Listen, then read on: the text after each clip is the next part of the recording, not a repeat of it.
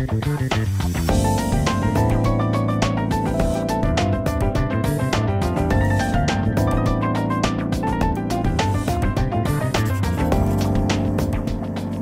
алейкум, сайхалы достлар! Добрый день, дорогие друзья!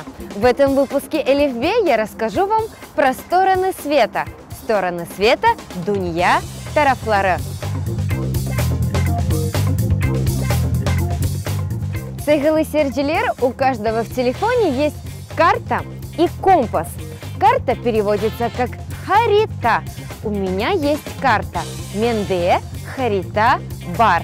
А компас переводится как пусла. Достлар сторона переводится как тараф. Свет – это дунья.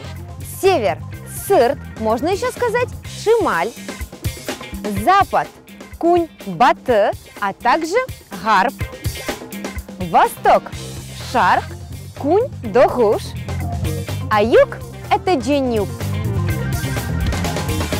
Друзья, если вы хотите сказать «я живу на юге», мен дженюбте яшаем. Он живет на востоке. О шаркта яшай. На этом я с вами прощаюсь. Жду ваши пожелания, комментарии по электронному адресу elifbe2015@gmail.com. Изучай, познавай и применяй вместе с Элифбе. Корушкенджи!